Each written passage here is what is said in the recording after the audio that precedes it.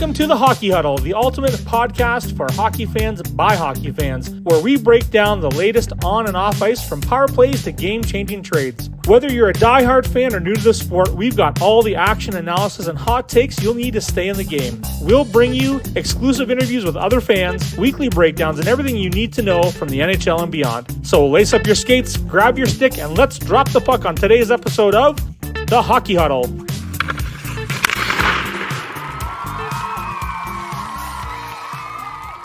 Hey, episode 17 with the Hockey Huddle. It's Hunter and Hogan, and we have got a ton of stuff to talk to you about this week. And specifically, we were just reminiscing about, what was the date? November 9th, 2024? November 19th, 2024, a good friend Shane was sitting here and he was saying how smart he was and how the Boston Bruins were going to make the playoffs regardless. And it was when Jim Montgomery got fired. So I think it was like the 19th, and we were talking about it, and then we said, well, what the hell are they doing? The guy's won 75% of his games. Let's fire him. And where did they go in the toilet? So I sent it to Shane because I said, Boston's not going to make the playoffs. I'm guaranteeing it this year. They're not making it. He goes, yes, they are. And he went on this rant about how it's Boston. It's always Boston. We're going to get them in the first round. Fuck Boston, man. And we're going to lose. And I went, dude, we're not even going to be playing Boston because they're not making it. So then I took that clip and sent it to Shane yesterday. I love it when I'm right. Indication is what that's called, my friend. So sweet. They are just terrible. Like, what is happening? Like, I'm happy that Boston sucks right now. I don't like that they're going to get a great draft pick. Like, I'm not a fan of that. But hey, that's love to see them at the bottom of the standings. And I've got an old buddy who is just a hardcore Boston nut, and I love to hear him or not hear him carrying on about Boston, because it's all year Boston this and Boston that, and I'll bet you about Boston, blah blah blah. No, not this year, buddy. I love it. There's a meme, and I'll do my best to reenact it. And there's this dramatic music in the background. It goes, helping the Boston Bruins with a helping hand. I died laughing, right? If you can't see that, that was a one-fingered salute. There you go, to the Boston Bruins. It's about time they didn't make the playoffs. Somebody gave me a crazy stat. Surprised it was Shane, because he always comes up with this crazy shit. He said, did you know that between the Boston Bruins and the Detroit Red Wings, not both of them have been out of the playoffs at the same time since what year? And I went, 1967. And I said, if it's 67, I'm punching you in the nose holes. And it was, and he's got a bloody nose. That's what. And I went back to research. I go, there's no way. Yeah, it's true. Between those two teams. I can't say it. I want to say it, but I don't want to say it. You know, like, I want to say something, but I don't want to say something. Oh, I hear you don't want to jinx it? This is the curse buster. It's the curse buster. Yeah. It's happening right now. Yep. It was 1967, the last time both Boston and Detroit didn't make the playoffs. And who won the Stanley Cup? The Toronto Maple Leafs. And since then, Boston or Detroit has been in the playoffs every single year. Curse broken. It's done. Yep. We're good. Done. Bring on the cup. Let's plan the parade route. Let's go. Already did. It's going past my house. Did you move? To? I'm buying a plot of Young land. and Dundas in Toronto? Is that where you moved to? Oh, yeah, come that's where on. I'm going. Congratulations. That's so wonderful. Thanks, buddy. Speaking of Young and Dundas in Toronto, how about Alexander Ovechkin? Wow, what is happening in Washington? And like you mentioned just now to the Boston Bruins, I have a message for somebody, and I think there's a really good chance Alexander Ovechkin is going to break this record this year. Washington's got 7 games to go. He's got 3 goals to go. So Wayne Gretzky, you can suck a hot fart, Wayne Gretzky, and how I feel. Bad. And aggressive. Man, well, it's not just not a dry fart, a hot fart. Have you ever smelled a hot fart? Hot farts just smell so much worse. My son, wet. My oldest son, came out with the funniest. He went and got in my car one day, and the younger kids were in there, and he opens the door. He goes, "Jesus, fuck! It smells like a hot fart in here." Well, they're the worst. That's what we're going with now. There you go. They're definitely the worst. Hot fart. So Gretzky can suck a hot fart. Alexander Ovechkin, I hope you break this thing. And I hope when it comes time for, the celebration and when he does this and he just skates by Gretzky. No acknowledgement. Oh, nothing? No acknowledgement? Oh. Shoes him away. It's not going to happen, obviously. Yeah, Ovi is, as much as we say, Ovi's totally class. I'm not sure if you saw this in the highlights, but Washington was playing the Minnesotas. And at the end of the game, I think Minnesota ended up winning, and Washington's going off the ice, and Ovechkin waved his entire team back to the ice. He goes, "Come on, guys, come on, back." They came back on the ice and they saluted Fleury. Fleury didn't even play the game. They waited at center and they all gave him a high five, went and talked to him, the whole thing, and went out. What a class act, man. I was like, what is he doing? Oh, yeah, so classy. Attaboy. That is a classy move for sure. Totally hey, let's talk about I've been watching a lot of hockey lately, and switching gears about Ovechkin a little bit here. I've been watching a ton of like live hockey. I've had a chance to see a bunch of games here in Calgary, and I've been noticing something like there's like this emerging trend. And as a hockey fan watching it on TV, I don't know that I really noticed as much as I've noticed live.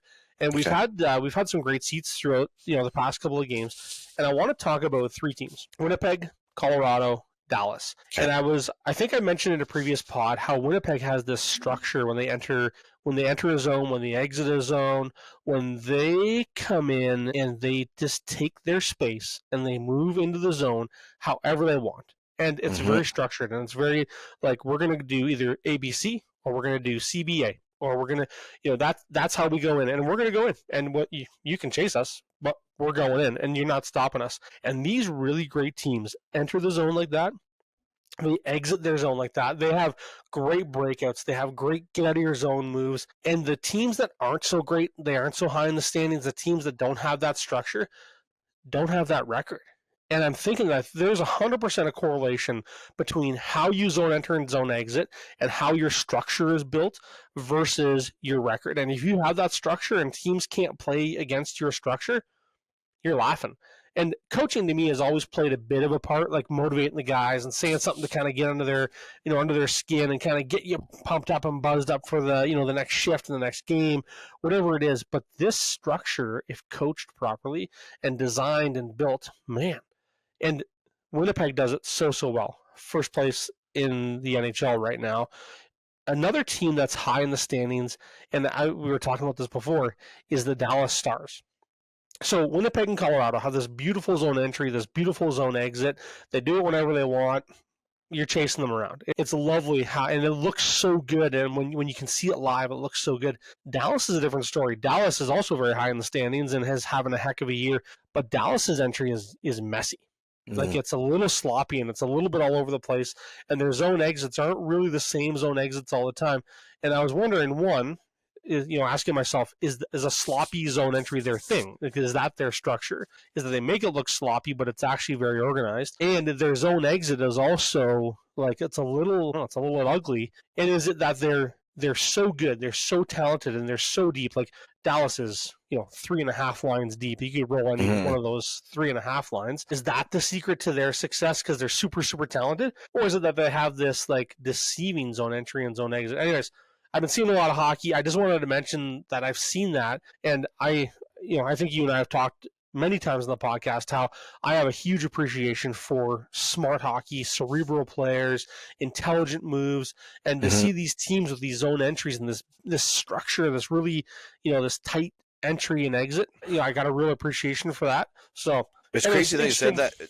It's crazy you said that because I was watching it too. What I noticed, what's changed, and it's the same thing that's changed for the Leafs power play. So you notice the power play wasn't doing well about a month and a half ago, and now it is. So what used to happen, and I was watching the same thing, but it was more specifically first for the Leafs power play. Usually what would happen, the guys would line up across the blue line, offensively going in. One guy would kind of go in, stop back, and bounce it back to another guy. So every guy had a spot to go to. So, but now what they're changing is they're not going to spots. They're going to where the other players are. So they're playing off where that player is. So if player A on the other team, you got to be 7 feet away from them to the left kind of thing. So they're kind of going where they are. So that way they're not getting to that spot. So, because what would happen, the other team was coming up and they see you're coming right to the dot. They go to the dot to meet you. Now the Leafs are going to where they're staying away from a player. And it's weird. It's almost like magnets, north and south. You can watch it. I was like, what is going on? I might have had something and I might have looked a little too deep on that game that night. But you watch the same thing. Dallas is sloppy because they're not as good at it as Colorado is, or they're not as good at it as those other Winnipeg. Their structure is crazy good. You're right, buddy. It's something. It's sort of like the left wing lock. Somebody's come up with something different and it's working. And the Leafs must have watched them. talk about the Leafs power play for a minute. How about Matthew Nyes? Holy shit, is this guy? He's so good. Like this kid, like I thought he was pretty great. Like I thought, like I'm like, it's so much better than Zach Hyman. I'm glad, I'm glad Nyes is here and Hyman's out, and felt really good about that move. But has he are we watching him in this season develop? Like how much has he developed in a year? It's incredible. It's crazy, and just even to show that. So we always have about like anywhere from 7 to 9 people to watch every hockey game in my house. Number 9 is usually John, Deb's husband, rolls in. He's there about like 33% of the time, and he doesn't have a jersey, and he doesn't have a player that he loves. You know what he said to me? And he said this like about 3 weeks ago. Jay, I'm getting a Matthew Nyes jersey. And I'm like, what? Wow. He goes, yeah, I've been watching this, and this kid is amazing. I haven't seen someone like this in a long time. Now, he used to watch hockey before quite a bit, and now he started watching again because we're all watching together. And he said that he doesn't own a jersey of any type. He's got one. That's huge. And John likes to save his penny, so he'll probably make someone else buy it for him, but he wants that jersey. Well, I hope he gets it because, like, that's definitely on the list of jerseys I want to buy. Like, man, has he been, and he has found a home in that power play in front of that net, and he has done some damage. Like, that guy is causing problems, and it's, how about that goal he scored, was it yesterday? He scored the third goal of the game against Florida. Like, that was just, again, you're seeing this guy start to realize he can assert some dominance, and he can just do whatever he wants at this point. And he's got hands. He's got hands too. He's deflecting stuff out of the air. Like, it's not like it hit the goal, he fell on the ground, it's in front of him, he shoots it in. He's deflecting it out of the air on purpose. Like, what is going on? Kid's not afraid of anything. He's got great hands, and he's big. That's a triple threat, man, for sure. And did you see that goal, Nylander to Tavares? It reminded me of that Calvin the Han story that you told where you were playing pickup hockey, and this guy's banking pucks off you into the net. Crazy. Nylander, he's coming down. He looks over, sees Tavares. Tavares puts sticks on, bounces the puck right off Tavares' stick, right in the goal for that power. Beautiful goal. Beautiful goal. Incredible talent some of these guys have. And I taught John Tavares that. Like, JT and I were practicing that. I taught him how to do that. So makes sense. You were a master at it. Like, you and Tim Kerr. Right? Yeah. So good. As long as there's no follow-up questions. That's right. But he uses his stick, though. You used your body. It's different. It's different, but the same. I know what you're saying. Okay, so let's talk about using parts of your body to score goals, by the way. Yes. I'm going to talk. This is major injustices in the middle of the fucking podcast here. So, I'm in Calgary, obviously. What is happening with 4 goals called back in 2 games in Calgary, Alberta? They don't want you to make it. Goals in 2 games. Now, I was at the game where 2 goals back-to-back got called back, and I'm going to tell you something. Okay, so I'm going to tell you something pretty awesome about that. So, anyways, first goal gets called back. It's a kicking motion violation, and you watch it. So you're watching it back on the screen, and I was right there. I saw it live, and I was talking to my guy sitting beside me. I was like, I don't know. I think that might come back, and he's like, yeah, I think it might come back too.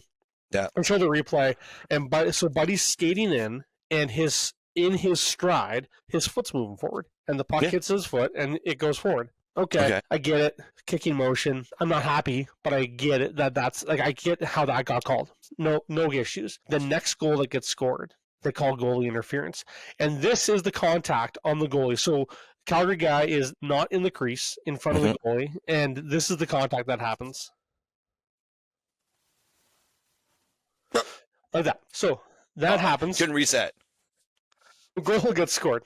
Couldn't reset, blah, blah. The crowd loses their shit. Like, absolutely loses their shit. Now, ref, you suck chants happen. People are booing. People are shouting, throw your shit on the ice. Blah, blah. And it didn't just happen. Like, wasn't just like, people are booing and, carrying on for 30 seconds, and then you kind of go on with the game. Probably 3 or 4 minutes, and then the play goes dead, and the crowd goes berserk and starts booing the refs again. So for probably a good 3 or 4 minutes, the crowd is just giving the ref shit, like complete shit. Good. And they've got, like, the camera going on the fans, and the fans are pointing at the net like it's a good goal. That's terrible. Anyways, so 2 goals get called back. Here's the fun part of the story. This second goal, there's a TV timeout. Plays in the Calgary's in the offensive zone. Kadri's on the ice, and love hate this guy. Love hate Kadri. Kadri does this thing where he gets the puck on a stick, he's behind the net, and he just kind of comes out innocently, like where I'm sitting right here in front of the net. He kind of comes out innocently, like right about here, and just kind of stands in front of the net and boink, top corner. That's awesome. I mean, you were talking about injustices, buddy. I was driving home from work, and I only live about 12 minutes from where I work now. It's such a joy. Love That's that another commute. story. Buddy, I love that so much. It's so good. And so I'm driving, but as I'm driving, I'm recording the game. I'm going back to watch the game at my house. And the radio comes on automatically. It's on 10:50 a.m. And, of course, the Leaf game. And when you hear the announcer on the radio go, and that's a penalty. That's got to be a penalty. What are they doing? Are you kidding me? Are you kidding me? And that's when he goes off. The announcers don't say that, man. They try not to be a homer, but you could tell it was the straw that broke the camel's back. This guy goes crazy about the non-call. It was ridiculous. I think the other two refs looked at the other ref and went, huh? No? Okay. It was so bad. And that was the second time that week that I heard that happen. I heard it on TV. I think it was, oh my gosh, what's his name? He calls the game for the Leafs. He played I think he was in the Gretzky trade from Edmonton, LA, Edmonton. Glasses, scored lots of goals. Anyways, I'll remember his name. He calls the game. He does the color and the play-by-play. And he's going on. He does the same thing. He's like, what? That's a penalty if I've ever seen one. And it's not natural to hear them say that. Like, they're not Toronto announcers per se, right? And these guys are saying it, right? And I'm like, wow. And it's not just against Toronto. There's a lot of sheer dumbassery out there with these refs not calling stuff, and the announcers are finally saying something about it. I'm like, do they get fined? I don't know. Unbelievable. No. The refs are just they're terrible. The reffing has been so bad. And I was listening, I think I was listening to a pod, or maybe I read an article.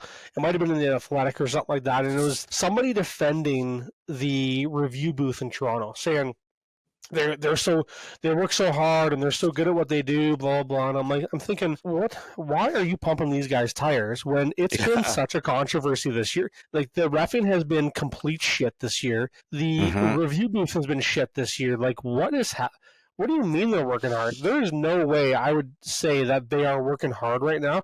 I would say they're working for something. They're working for something or somebody. Conspiracy theory. I think you're right, but it's so bad. Like, I don't remember it being this bad. Like, has it ever been this bad? Are we just paying attention more, or what are you thinking? It's just really terrible. I don't think we're paying attention. Like, I'm paying attention as much as I normally would in hockey. Like, it's not anymore. Yeah, no, I agree. I'm just it's like, wow. It is really bad. Like, my buddy Shane, he would always say, okay, Jay, like, there's all these injustices and all this crazy stuff, like, but you can't bitch and moan all the time. I go, buddy, but when it's so blatant, it's like, it's hard to not call it out. So I try not to now. Like, I'll be watching the game and I go, oh my God, I bite my tongue and a little bit of blood comes out here and more. So I'm trying to see it from both sides, from both teams and from the ref sometimes, but sometimes you just got to slap a ref. Can we press pause just for a second here? Yeah. Hey, so it's Friday, 6:30 right now, and Ovechkin has scored a goal against Chicago. So it's 3-2 Chicago, but Ovechkin scored at 3:52 in the first period. His 40th goal, which puts him 2 away from breaking the record. Nice. Is that correct? That is correct. Is my math correct there? Math's correct, buddy. So does Jimmy Carson do play-by-play for the Leafs or for any of those telecasts? Do you know offhand? I'll have to look it up. I don't think so. I don't know. Because you don't watch it anymore. Okay. I don't even get the Toronto games anymore. Like, I get the odd Toronto games. The best Toronto game I've been to this year was live, at the Saddledome. Like, that's the game that was my best one. But I guess you don't watch it anymore, right? Because you don't get it out there. Well, I've seen about 10 games, and I see them because I bought like the extra hockey channels, so I can see them kind of on demand. But even then, it's not like, It's not like it was before. No, people are like, I'll tell you what, man, the 10 games that they show with Toronto in them out here, people are pissed. They hate when Toronto gets like preempts any kind of Calgary or whatever that game is. Yeah. Yeah. But I would never preempt a Calgary game. That's just silly. But I mean, like, if you're playing them back to back, when they do like the hockey weekend on Saturday and they got an early game, Yeah. a mid game, a night game, and then the really super late game. Well, it depends where you live, how late it is, but that's Afternoon. okay. Yeah, like an afternoon game or something like that. Also, dude, it's awesome. Like living out west, I get the early game at 5 o'clock, and or the first game at 5 o'clock, and I get the late game at like 7:30. It's amazing. Oh, Just like it's a watch dream. football Sundays. I can watch the late games on football Sundays. Oh my It's God, amazing. it's not even fair. Actually, it was Craig Simpson who does the game. Like Greg You were Simpson there. too. So I'm like, is No, I Craig knew it. Simpson like, I'm Yeah. looking at it, I go, it's not Jimmy Carson, but it's like close to that. But Craig Simpson was a good big goal scorer for Edmonton too, though, right? So I'm like, who? But Yeah. he was the one that called it out, and I'm like, never been a Leaf, not a Leaf, called it out, like calls, like. It's been bad. It's been just being bad. Speaking of the opposite of bad, so who hasn't been bad and who's currently sitting in first place in the Atlantic and who is a very lovely 4 points ahead of the Florida Pussycats That's so good. is the Toronto Maple Leafs. And I was so excited to see that win. And Wednesday, that was the game was on Wednesday. Yeah. My wife and I are in a bowling league, so we were going bowling. And normally they have the game up on the TV, and I don't pay attention to bowling, and I watch the hockey game. So that's typically what happens. And my bowling partners give me shit. It's your turn. Can you go? Can you pay attention? No, Sure, there's a go. hockey game.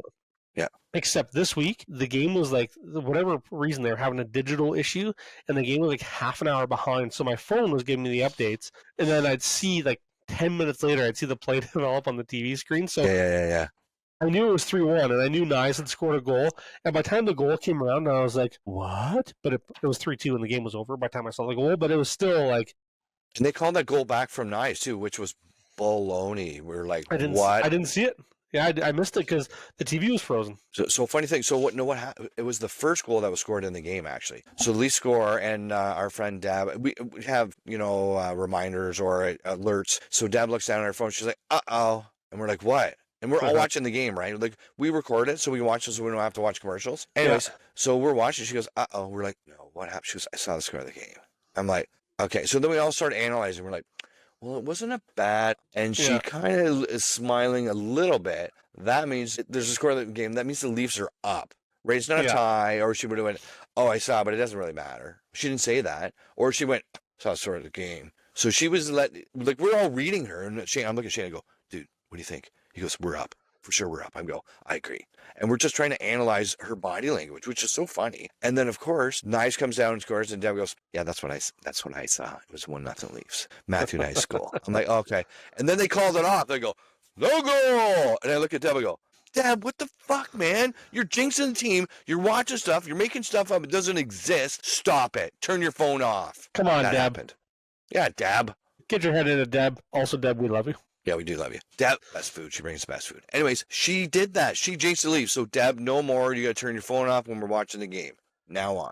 Deb. Power it down. Stick it in your drink cup. Something. I like it. Perfect. How about so the Leafs are playing well. They've got a lot of points. I think they've got. Are they 9 points in 5 games? Is it or 8 points in 5 games or something like that? Yeah. But they're on a pretty good tear right now, sitting in first in the Atlantic. We've got 7 games to go, and there's a lot of hockey left. You got to play Florida one more time, but they've got a couple of good games in there where there's teams that they should be able to beat and keep first place because, good God, I would love to see some retribution for Toronto, Montreal in that first round. I don't know if you remember, was it 2020, the COVID year? Yeah, yeah. 2020, 2021, yeah. We need that retribution and it's Toronto, Montreal in the first round. For me, if that's how it goes down, I want to see a sweep. I want to see a foot on the neck of the Montreal Canadiens, and the Leafs just step on it. Crush them. But Montreal has 79 points, so they're the second wild card, so they're going to play Washington, right? 81. Oh, they got 81, so they're close to Ottawa. Yes. No, it's 80. You're right. It's 80. Sorry to break the dream. Sorry. I'm okay, but it's still Ottawa. I'm happy with either one. We could play Ottawa. I mean, in the first round. And you know what's going to happen is here's all the cities I used to live in. So in Ottawa, when you go to an Ottawa-Toronto game, it's a Toronto home game. So for what's sure. going to happen is the Leafs are going to get home ice advantage in 4 games. Throughout. Throughout the So entire good. series, it's going to be. Love it. So I said Montreal. I knew it wasn't Montreal. I You don't know why I secretly kept going wanted it to on. be, but you I don't know. kind of So do want it to be Montreal. Ottawa is kind of sucking right now, and they were playing great for. I think they were I think they almost won like 10, like 9 of 10. It was something ridiculous. Like they were on a huge tear, but more recently they've kind of dropped off. So they got 87 points. Montreal has 81 with that game in hand. It's pretty close. It could go either way, man. So you may have called this out before it even happened, but maybe we Is will that play Montreal. mathematically It's Ottawa could possible. Ottawa could overtake Florida, Yeah. which we don't want to have happen either. I don't want that to No. happen. I No, we want don't. Toronto Ottawa in the first round or Toronto Montreal in the first round. Obviously, I agree. Montreal is not going to happen. Now the question is Montreal going to stay in the hunt or are the Rangers going Rangers. to do something? Yeah.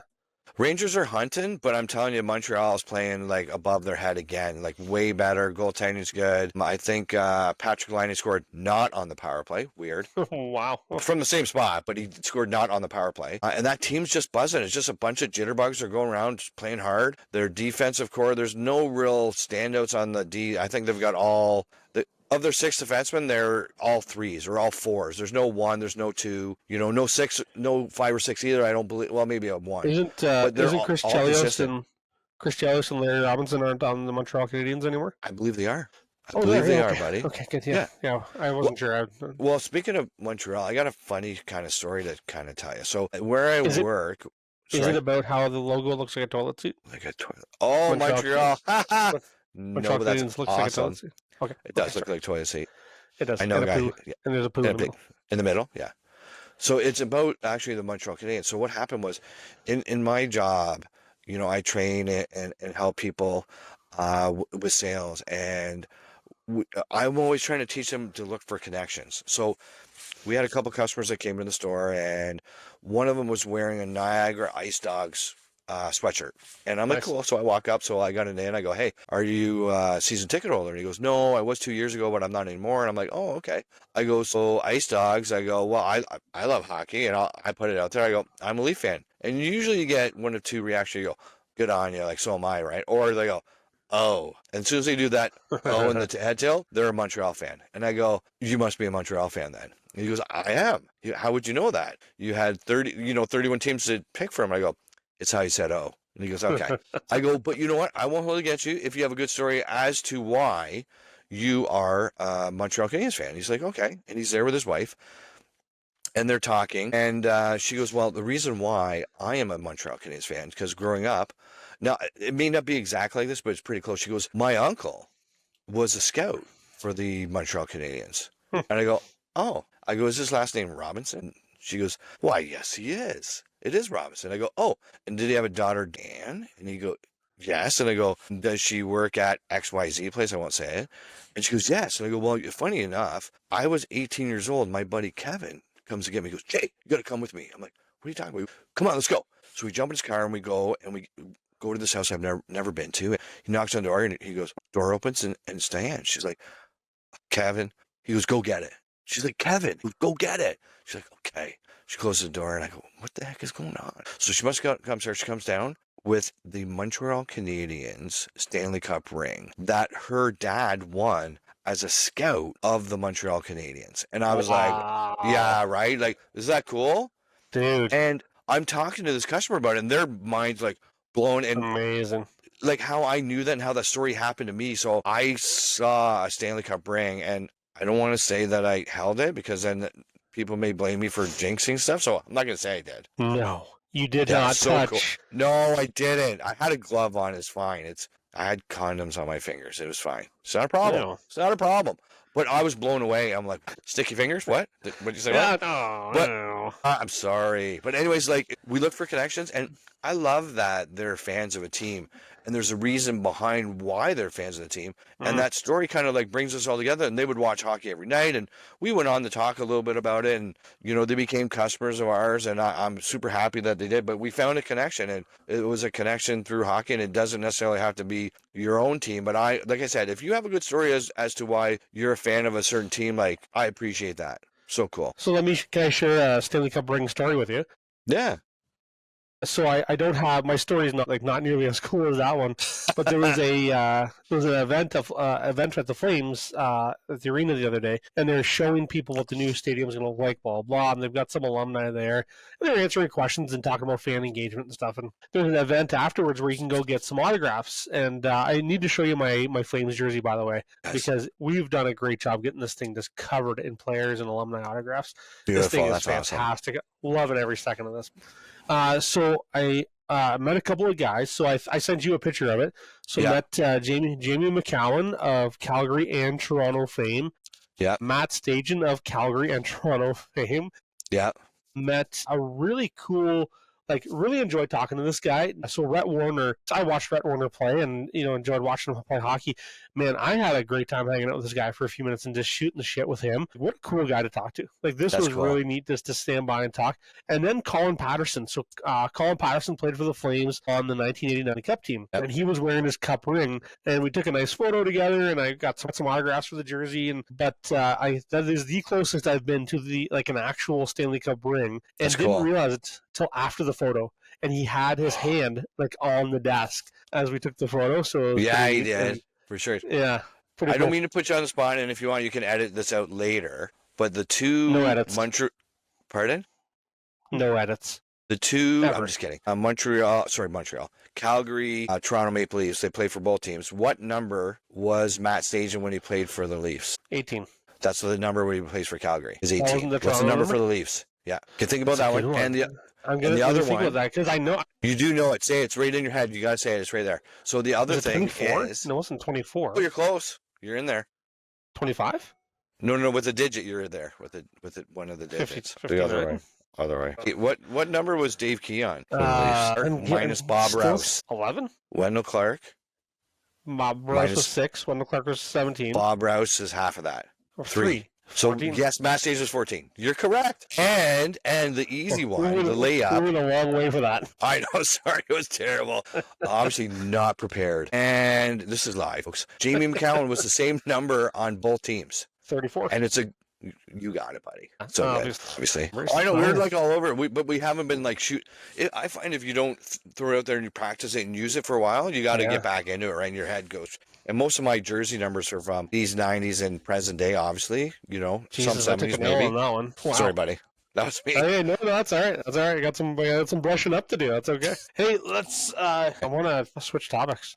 Yeah, do it. I've got 3 more things on our list. We have. We're very organized in this podcast, and we work from a very detailed script, obviously. What's up with Matthews? So we were talking a bit earlier about Austin Matthews and how things are going, and so I have 2 schools of thought. So thought number 1 is I love seeing Matthews score 69 goals last year, and I want to see this guy just light the net up in every single game. But in a year where Matthews has not had 69 goals, this team is with 7 games to go. This team is sitting in first place in the Atlantic and is going to secure home ice advantage for a couple of rounds of the playoffs. And I'm asking myself, do I really care? Because his contributions have been fantastic. So his contributions have been 2 ways. His contributions have been goals and assists. There's been a lot of contributions going on. Do I care from a that's a fancy goal perspective? Because that's who he is. That's the kind of superstar he is. Or has his superstardom transitioned to one of individual superstardom to making the team and everybody around him that much better? Because you got Mitch Marner who's closing in on 100 points. You got Willie who's closing in on 50 got goals. 42 goals. 7 games to go. Could he get 50? So is that how he has transcended in that role from I'm going to put 1 billion goals in the net to I'm going to make sure my name is on that Stanley Cup? And is that the transition we're seeing this year? I hope so, man. And I agree with it. And you know when other players score goals and you can see everybody when they're around and they're cheering, you can tell if it's fake or if it's real, right? Matthews is totally in it. Nye scored that goal. Totally jacked, going after excited. So excited, dude.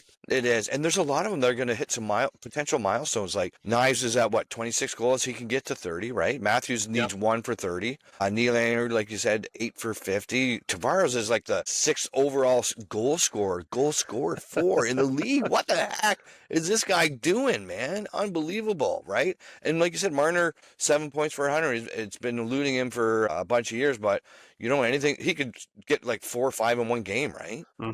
But It's yeah, like exciting to see. It's exciting to see the what they have available to them right now, and how the big boys are really doing a great job. My concern is we get to the playoffs, and are we going to get from Max Domi, from Lawton, from McMahon? Are we going to get what we need from them, because they've also been pretty damn good. oh my gosh, so good. So good. Rick, I tell you, the one thing that we've been missing, and Mr. Paul Marner there said probably about 3 or 4 years ago, exactly what we were missing is goaltending. And if goaltending is all even or fairly even, then it's up to the players. And it hasn't been for us in so many years. So many years. So now goaltending, whoever we're playing is going to be at par or even or slightly better. Now, some of them may have a history being better, but right now we're better. And I feel good about Stolarz. He had that hiccup, the pebble in the knee, that little time where he went through about 2 or 3 games that wasn't great. Same with Wall, but they've both recovered, and I feel good about it. So I feel good about the playoffs with our goaltending. Yeah, I agree. I think there's a real good. Again, I don't want to jinx anything, but hey, the curse has been broken, so I'm going to say it. I think they have got the right combination of goaltenders who can really steal some games. And you've got a goalie who's been to the show. You've got a couple of players on the team in OEL who's been to the show, and you've got you've got some new additions to the team. You got Brandon Carlo on the team now, who just adds a layer of depth, which is like, hey, I'm excited that there's another layer of depth there, and it lets some of these take some of the I think it takes some of the pressure off some of these guys. Like, look at the year John Tavares is having. The pressure's off him, and this guy is having a year, and he is an animal in the playoffs. This guy is just a straight up beast in the playoffs. And then you've added a guy like Scott Lawton to the roster. And you've got a guy who can, again, take the pressure off Tavares, who doesn't have to win every single faceoff. Now, Toronto is the second best face-off team in the NHL after the New York Islanders, obviously, because the New York Islanders. That's where Tavares taught everybody how to take face-offs in New York, including the fans. Therefore, that's why they're number one. That's right. They can take their faces right off and stop whining. So, anyways, I'm excited to see what happens in the playoffs. I think there's a lot of good things coming for Toronto this year. And if you look at some of the matchups, so Toronto plays Ottawa the first round. You're likely looking at so obviously it's going to be Florida Tampa in the other matchup in the Atlantic. So you're likely looking at a team that's been pretty beat up in a series that you're going to play in the second round. Yep, for sure, yeah. Which is finally going to be a good thing for us. You know what I mean? And then. And that's our division. Then you got Carolina versus New Jersey, Washington. As much as Washington, I didn't even pick. I'm not even going to say this, but I don't even think I picked Washington to make the playoffs. You know what I mean? And so they could be going up against a hot team at the wrong time with Montreal, or if Ottawa jumps down, or the Rangers. If they play in Montreal or the Rangers, who knows what could happen there, right? That's crazy. Well, look what Montreal did to Toronto a couple of years ago in that first round. Montreal had no business getting into they snuck into the playoffs. Obviously, it's in the bubble, so it's a little bit different. But then went on to the finals. What? Well, we got goalied and parried in that series, right? We definitely got parried in that series for sure. But again, Washington could have some trouble with Montreal. If you look at the matchup, there's a ton of young talent on that Montreal team, and as much as I hate to say it, they've got some young guys who can score some goals and really cause some problems. For a team that's a little bit older, a little bit slower, and hey, you know what? I want to see Ovechkin break the goal record, and then I want to see him retire and not play in the playoffs. Yeah. See you, bye-bye. I think I truly believe, Rick, I know that we're saying that team's playing, their best hockey they played in probably 10 years. But, I mean, wouldn't it make sense for him to win and go out on a high? You break the record, you're done in Washington. You've done it all, man. You really have. You couldn't have planned it better. Well, and they're fading right now as they're as you're getting to the end of the season. So Washington's lost 4 of their last 5. So they're not heating up at the right time. They're actually cooling off at the wrong time. So that could also be where Montreal is really Montreal's pouring it on right now. So you've got opposing trajectories. Now, do you think that part of the reason why that's happening is now they're trying to get Ovechkin the puck instead of playing hockey? Remember 100%. With Matthews, he was at 69 or whatever the number was forever, and Nylander had a wide open net, and he passed across crease to Matt. What are you doing? almost too much, right? Is that gonna? I think that might be part of what's happening with Washington right now. Well, again, this is going to transcend the games that they're playing right now, right? They've got 7 games to go. They've clinched a playoff spot, so Yeah. they can kind of like, okay, it's now time to get Ovi his next 3 goals. And, it's not just the next 3 goals, but is it 5 more goals? Is it 6 more goals? Like, what does that look like? And yeah, Well, I'm excited for the playoffs, man. I don't think, again, we didn't think anybody was going to break Gretzky's record, but I'm like, I don't think anybody's going to break Ovechkin, but maybe one person might, Matthews. Anyways, yeah, so do you pad the lead? Is that what you're saying? Like, does he go in and pad the lead? I don't know. Does he pad the lead and then ride off in the sunset? Do they make a good run and he comes back next year if they don't win? Like, what does that look like, right? Like, who knows? I don't know. Those are good questions, man. I don't know. What would you do? If you're Ovechkin, what would you do? Like, wow. we know he loves hockey. He loves the hockey. You can see how he treats it with honor. You can see what he, like I said earlier with Fleury. You know he's doing that. You know what? I'm playing one more year. One more year because he needs to do his swan song. He needs to say goodbye to all the different places himself. So yeah, no. Now that we talked it out, I'm with you. He's going to play one more year.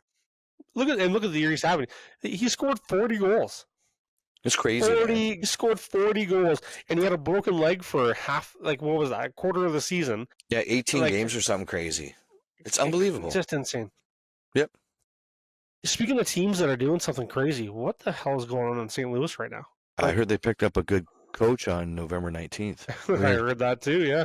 They've won 11 games in a row. They've moved themselves into a wild card position, so they have 91 points. They are 2 points out of moving Edmonton into a wild card spot. So if you look at the breakdown right now, it's pretty impressive about what St. Louis is doing. And like, I don't know what the hell's going on. I don't know what's in the milk. I don't know. Like, are they having extra Wheaties for breakfast? Whatever it is, but something's going on over there. Well, it's weird. It doesn't make sense. You know what I mean? Like, they don't even have guys with cool names. Like, no offense, Robert Thomas. You know what I mean? There's no hockey names. Bob Smith. Yeah, Bob Smith, Jim Montgomery, just Barry. No, I'm just kidding. But it's almost like what happened in February. There was a goaltender that played for a very famous nation called Canada. And this goaltender was doubted by everybody, including the Canadians and all the fans. And he just gave us, for lack of a better term, we're doing a lot of this today, the Heisman, right? He gave us the Heisman. He said, listen, you know what? Check my bag, hold my beer. I'm going to win this. And he did. He played super great. So one of the things that's definitely happened in St. Louis is Binnington. And this guy is going on a tear. He's there to prove everybody wrong like he did in 2019. He's doing the same thing. And they had a fresh coach change. Berube came on the scene, right? They were last January 1st when they went to the Stanley Cups 2019 and won it. Mm-hmm. Right? So it's the same sort of Cinderella story that's happening for him. New coach, goaltender's on par. He's doing well. But I mean, as far as the roster goes, like who are their guys? Like you got Jordan Kyrou, you got Robert Thomas. I mean, Kyrou's got like 33 goals, something like that. Thomas is the assist guy. But I mean, and then you got Shen and who's Joel Hofer? What? If I said, I'll trade you for that Joel Hofer hockey card, you go, I don't even know who that guy is. Well, the thing with St. Louis is they're not going to have a guy that gets 80 points. They might have a guy get 70 points. Like one guy might get 70 points. Yeah. And then you've got like, 2, 4, 6. You might have 8 guys. So you've got 8 guys with over 15 goals right now. Yeah. One of them has been a defenseman. That's Colton Parayko. Yeah, he's got 15 goals. But you might have 6 20-goal scorers in this team. Braden Shen being the one that's got 17 goals. There you go. So there's a lot of balance on that team again, and that's really what's helping it. And then Joel Hofer is actually the backup goalie, the other goalie that's helping. So the two of those guys together, maybe they got a good tandem going, good coach, good system. Like, who knows? It's scary though, right? Anybody can beat any team. That's the thing. Regardless, one can beat 8. 2 can beat 7, whatever it is. Any team can win in a 7-game series. Their plus minus is like the plus minus in their top guys is pretty crazy too. Like in your top 10 or 15 points guys, you have nobody that's a minus. 1, 2, 3, 4, 5, 6, 7, 8, 9, 10, 11. On your top 11 guys, nobody's a minus. 2 guys are a 0. That's it. Wow. Okay. You're only Brandon Saad is a minus 14. Yikes. Mm-hmm. Maybe. Like I'm just trying to say, did he collect all the dashes from being in St. Louis, or did he collect them with No, his previous team? I thought he was in Vegas for part of the year. Or am I going crazy? Did they not I pick don't know. him up from Vegas? Something definitely happened for sure. I don't have it right here, but we'll have Why to. can't I find that?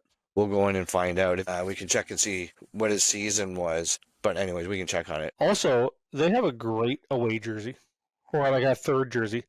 Oh, they do. I agree. The white, I don't like the white jersey, but I like that like different colored blue jersey. That's a good sweater, man. That's a good look. No, it's nice. It's different. It's cool. I don't think is that new this year, Rick? Mm-hmm. Because I don't remember seeing it before. So it's Yeah, I probably think new this year. that's like their third jersey, right? Like that's their this is the it's like Oh, Calgary's got the Blasty jersey. dude, you know what? You know why St. Louis is doing so well, and this makes it even more sweet. And I hate saying this a little No, bit. Okay, have you heard of a guy named Philip Broberg? I was looking at that. He's having a year too, isn't he? Like, And another guy named we'll call him Dylan Holloway. Dylan yep. Holloway, before he came to St. Louis, I think his career goals in a season was 8. Look how many goals he has now. I know. Like, He's got what is Holloway, going on? well, and then who were so lucky as to give them up? So weird. Another team with a blue jersey. Yeah, and they were looking for second line center and defense. So weird. Goals, 37 assists, buddy. Wow. Like you're like, what is going on with this guy? So he's playing well, man. He's doing really well. So those are some of the other things that have happened. So you got a new found coach who's from that area, whose family's from that area. So he's like returning to the area that he wanted to be in. So and he wanted out of Boston because you could see that ship was sinking fast. Right, so there you got that. You pick up Broberg and Holloway from Edmonton, solidify your team. Nobody is any better than anybody else on that team. You know what I mean? So they're all playing. They probably all get paid like $7.246 million each. Everyone, they're all the same, right? Nobody's getting those crazy contracts up high, low. So you find that they're all together, and they got Braden Shen who's leading that group and pulling them all together. Good for them. I'm impressed that they've done that. You know what I mean? Good for St. Louis. Let me throw a little math out there at you. So if the playoffs start today, it's going to be Vegas against St. Louis in the first round. And St. Louis is 29th in the league in penalty kill. And Vegas is first in the league in power play. Oops. So for damn sure, the message will be you don't ever take a penalty ever. And if you do, we're going to cut you open with a skate blade on the bench when you get back out of the box. You're going to get Clint Malarchuk. Yeah. You're going to get Clint Malarchuk because Vegas will absolutely slice and dice St. Louis if it is a game. And they're going to be, like, for sure, Vegas is going to be just trying to, like, draw penalties everywhere. But the weird thing is, like, what makes their power play so good, buddy? Like, they got Eichel and Stone. Like, who else? It's like, so they're crazy. Like, I don't even, like, it makes no sense. Like, they got rid of Marchessault, right? He went to I'm never going to make the playoffs again, Nashville, with the no-neck GM there, right? Well, the very, very famous and never mentioned on this podcast before, Pavel Dorofeyev has the most goals on the Vegas Golden Knights. He has 32 goals, right? Herber's got 31, Eichel's got 27, Brett Howden's 22, what about Barbashev? 20. Stone's got 19. Mind you, Stone has started hot, but he has slowed right down. Yikes! You got some guys scoring some goals. There's also a lot like you got defensemen scoring goals too. Theodore scored 7. Hannafin scored 9. Dude, they have our 7th or 8th defenseman that we signed 3 years ago for the playoff run in Ben Hutton. Yeah, I'm like, what is going on? That guy's still around? Keep him. Yeah, right? You can have him. Yeah. But again, they don't look like super crazy. You look at the team, you're like, oh, so they must have a really, really good backup goalie. Samsonov. Yeah, sorry. But in classic Ilya Samsonov form, he's got a save percentage under 900. Attaboy. Yeah, 898 or something like that. Sarcasm. No, if I remember a time, I guess last year's kind of the same, I guess. But there are so many teams that are still in it right now. That's many teams. Like you've got the Rangers who are 2 points out, but Columbus is 2 points behind them, and Detroit's 2 points behind them. Like Detroit and Columbus and New York Rangers are not out of this at all, especially with 7 or 8 games to go. Like you've got teams that are still in the mix. In the West, maybe not so much. Like I was hoping Calgary's going to make a run, and Calgary's got some games in hand, but they need a lot of things to go right. Like a lot of magic has to happen for them to make the playoffs. What are they? 5 points out against Minnesota, right? with one game in hand. Yeah. And, again, Minnesota's lost 4 of 5. Yeah. Could they do something? Calgary is 2-1 over the past 5 games, so they're not really helping themselves out. But they also have a tough schedule coming up because they got Vegas next. That's coming up tomorrow night. That's a late game here, by the way. It's 8 p.m. Okay. That's weird. And we got a team that we're playing on Saturday. We're playing Columbus. Who's handed us our lunch, I think, twice this year. I know. We can't beat them for, I don't know. It makes no sense. They're the old Arizona team for us, man. Go into Arizona. We play them twice. We can't beat them, because, Riley's passing the puck with his hand there. But, that's another story. God. But, and we can't beat Columbus. And we're having a tough time with Ottawa as well. Like, I mean, those two teams there, the Ottawa and the Columbus Blue Jackets, are giving us a hard time, so we'll have to see what happens. Well, it's time to put a weapon on Columbus. Like, they need to put it. So you've got Columbus, Florida, Tampa, Montreal, Carolina, Buffalo, Detroit. Yes. Like, you've got a hell of a schedule finishing off this year. Not including the game against Buffalo. So, like, if we take Buffalo out of the mix, every one of those teams wants a piece of you. Columbus needs to win to make the playoffs. Yeah. Florida does not want to come in second to you in the division, which is how they're going to be. Tampa doesn't want to come in second to you in the division. Montreal's playing for a playoff spot. Carolina's looking for home ice advantage. Like, Detroit's scrapping it out. Yeah, there's not. It was funny. It was when they took the snapshot. No, well, remember they took the snapshot and they said ease of schedule. The Toronto Maple Leafs after the Four Nations Cup had the easiest schedule. I don't think so. Not anymore. No, that's and you got again. Hey, every one of these games is going to mean something, which is awesome, and I think that's fantastic too, because I want to see hockey that's meaningful all the way through the season, and that's what you're going to get. So I think so too. It's going to be good. It's very good for us. I love it.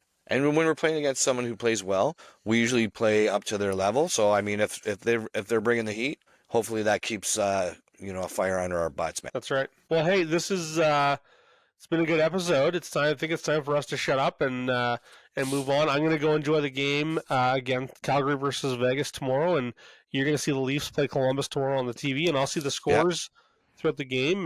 To everybody out there, thanks for watching and listening and connecting with us on YouTube, on Spotify, Podcast, Apple Pods, Podbean, TikTok, Instagram, your pigeons, smoke signals, however. Exactly, all that stuff. All that stuff. And have a great week, everybody.